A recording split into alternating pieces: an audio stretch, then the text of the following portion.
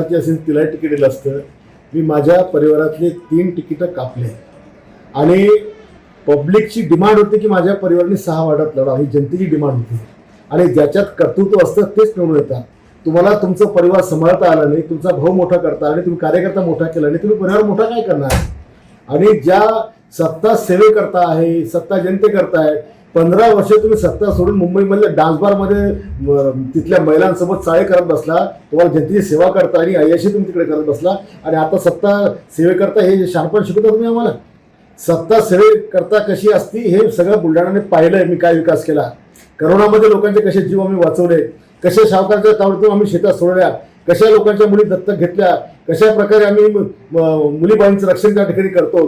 आणि त्याच्यामुळे हा काँग्रेसचा डमी उमेदवार आहे.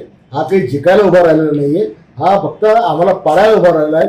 भारतीय जनता पक्षाची मतं खराब करण्याकरता उभा राहिला आहे. भ्रष्टाचार मुक्त, भयमुक्त, नशामुक्त. अरे तुला संध्याकाळी नशा केल्याशिवाय जमत नाही. तू काय नशामुक्तचा नारा आपल्याला आम्हाला सांगतो तू. आणि भयमुक्त आणि भविष्यामध्ये बुलढाणा शहर हुकुमशाहीकडे देईल. कसली हुकुमशाही. आज 45 वर्षाचं राजकारणामध्ये आम्ही आहोत. एवढी सेवा लोकांची केली. 28 वर्ष नगरसेवक आम्ही राहिलो. आम्ही कुठे आमचा एक तर भ्रष्टाचार दाखव, एक तर आम्हाला कुठे उदाहरण, कुठे हुकुमशाही दाखव.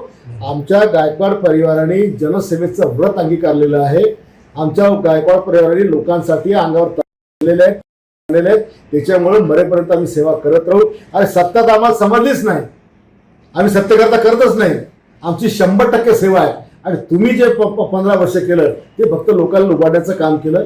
लोकांच्या रोज काम हे करायचं, कोणाच्या छाती उरावर बसायचं. 15-25 वर्षात हा माझे आमदार अरे घरी जेवलाच नाही, लोकांच्या उरावर बसून यांनी स्वतःचं पोट भरलं. हा काय आम्हाला सत्ता शिकवणार आहे. आमचं लक्ष विकासाकडे. बुलढाणेकरांना माहित आहे, बुलढाणेकर माझ्या कामावर खुश आहे, त्यांना माहित आहे. 2.5 वर्षाच्या काळात बुलढाणा इतकं मोठं केलं तर पुढे संधी दिली. मी आमदार आहे, सत्ता माझ्याकडे, मी याच्यापेक्षा जास्त विकास करेन.